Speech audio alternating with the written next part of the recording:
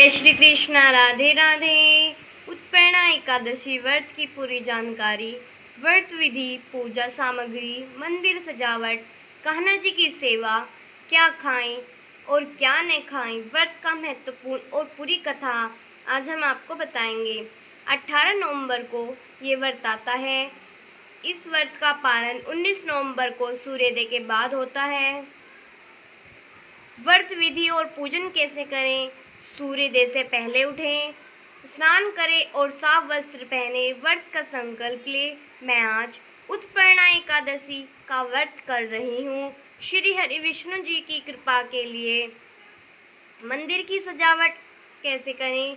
मंदिर को साफ सुथरा रखें, मंदिर की अच्छे से झाड़ू पोछा करें, दीवारों या चौकी धोकर साफ करें, तुलसी के पास दीपक जलाएं, पीले या सफ़ेद रंग का सुंदर कपड़ा बिछाएं, चौकी पर फूलों की माला से सजावट करें, चावल से ओम या श्री लिखें।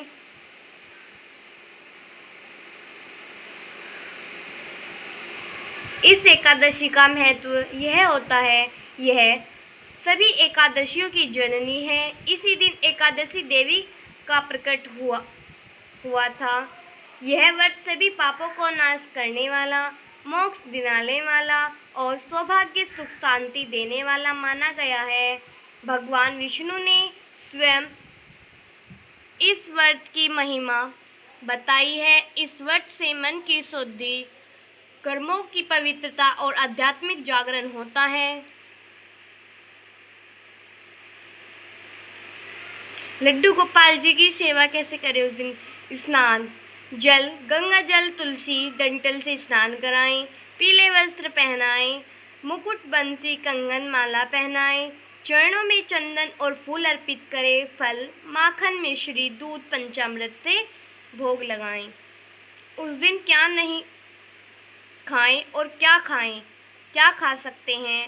फल, सेब, केला, अनार, दूध, दही, छाछ, मखाना, साबूदाना, राजगीरा, सिंघाड़े का आटा, कुट्टू का आटा, आलू, अरबी, मूंगफली, सिर्फ थोड़ी सी, सेंधा नमक। क्या नहीं खाना चाहिए? अनाज में गेहूं, चावल, प्याज, लहसुन, नमक, सिर्फ सेंधा नमक ही लें। दालें, मसाले, झूठ बोलना, गुस्सा करना, सोचना भी बुरा है। उत्पन्ना एकादशी की व्रत बताएंगे। बहुत समय पहले सत्य युग में मुर नाम का एक राक्षस हुआ करता था। उसने देवलोक, ऋषि मुनियों, मानवों सभी को आनंदित कर रखा था। सभी देवता भगवान विष्णु के पास गए और रक्षा की प्रार्थना की। भगवान विष्णु ने मुर से युद्ध किया। हजारों वर्षों तक युद्ध चलता रहा। थक कर भगवान विष्णु बद्रिकाश्रम की गुफा में विश्राम करने लगे। राक्षस सुर ने सोचा, अब मैं इन्हें मार दूं। जैसे ही वह गुफा में पहुंचा, भगवान के शरीर से एक तेजस्वी देवी प्रकट हुई। उन्होंने मोर का वध कर दिया। जब भगवान विष्णु जागे तो उन्होंने देवी से कहा, हे देवी, तुमने आज धर्म की रक्षा की है।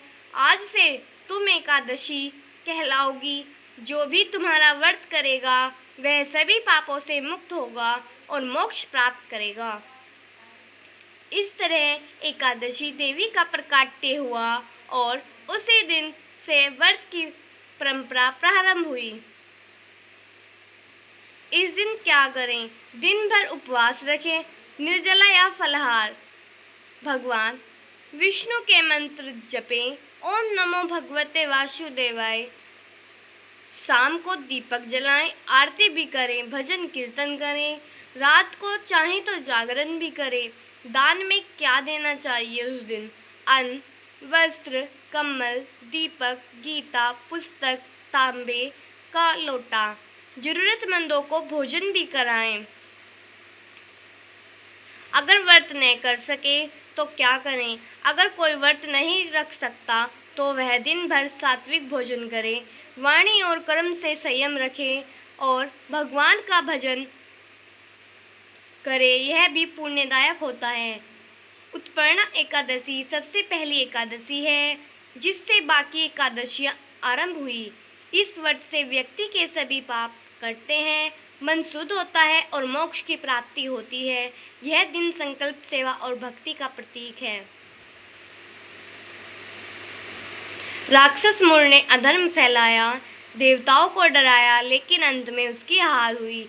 यह हमें सिखाता है कि झूठ, पाप और अहंकार चाहे कितना भी बढ़ जाए, उसका अंत निश्चित होता है। भगवान ने तुरंत मुर का वध नहीं किया, बल्कि समय आने पर एक नई शक्ति एकादशी देवी को प्रकट किया। इससे पता चलता है कि ईश्वर हमारी हर बात जानते हैं और सही समय पर मदद करते हैं। इससे हमें ये पता चलता है, अधर्म चाहे जितना बड़ा हो, अंत में सत्य की जीत होती है। भगवान अपने भक्तों की रक्षा जरूर करते हैं। नारी शक्ति को भी सम्मान और पूजा मिलनी चाहिए। व्रत का मतलब सिर्फ भूखा रहना नहीं, बल्कि मन, वाणी और कर्म को पवित्र करना है।